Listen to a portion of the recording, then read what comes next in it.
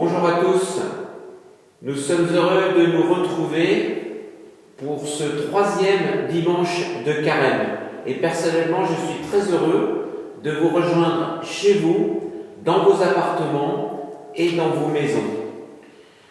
Chaque année, le premier et le 2e dimanche de Carême, il y a toujours Jésus et les tentations dans le désert, 2, la transfiguration de Jésus, chaque année.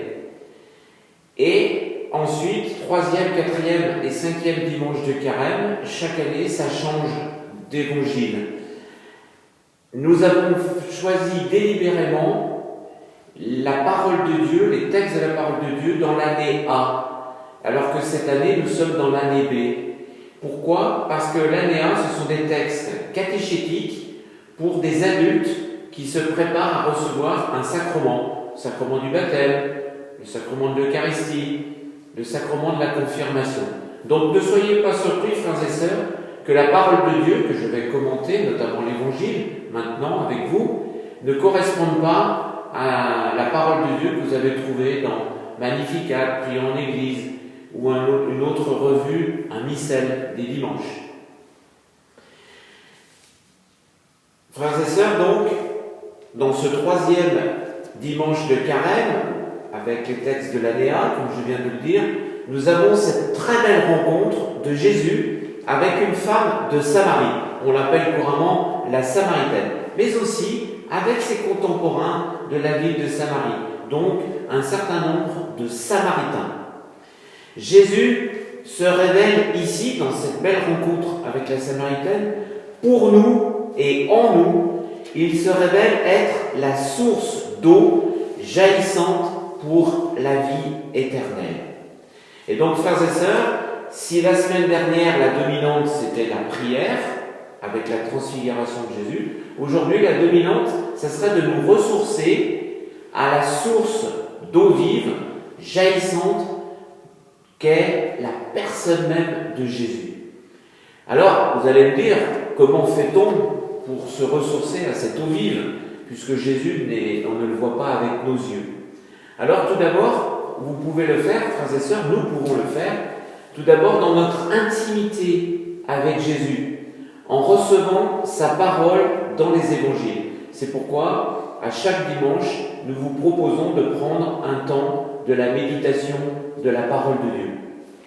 Puis, nous pouvons faire grandir notre amitié avec lui. Faire grandir notre amitié avec lui, celle que nous avons pour lui et celle que lui, Jésus, a pour nous, dans le silence de nos cœurs, en prenant un temps de silence, un temps de désert.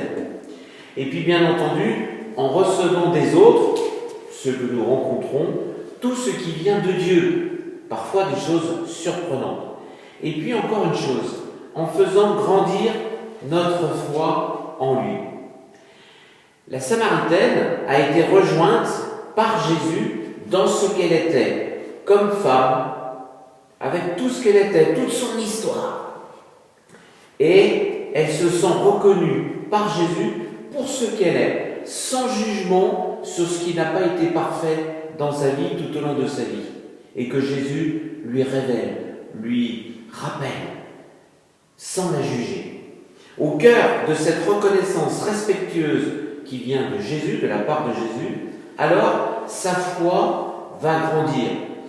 Vous pourrez reprendre tout au long de l'Évangile les mots, les phrases, les expressions que la Samaritaine dit à propos de Jésus.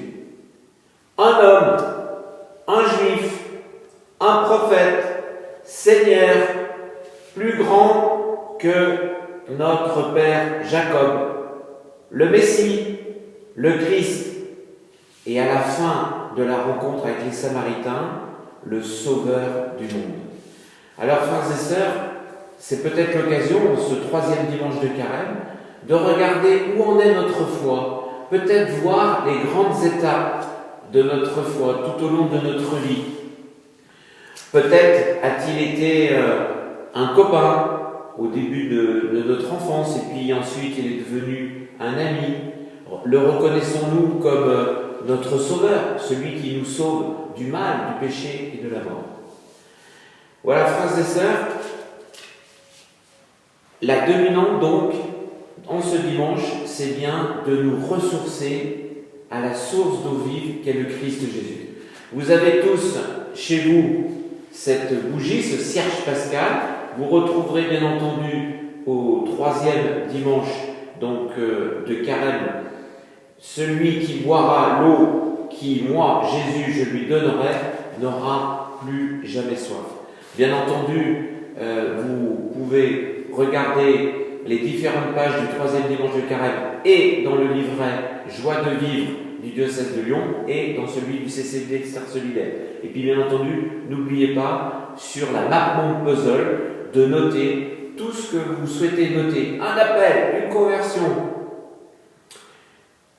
une action, quelque chose de reçu par d'autres. Ça peut être une phrase, un mot, ça peut être aussi un dessin, une chanson, un poème, un slam. Frères et sœurs, je nous souhaite à tous un bon 3e dimanche de Carême. Au plaisir de se revoir.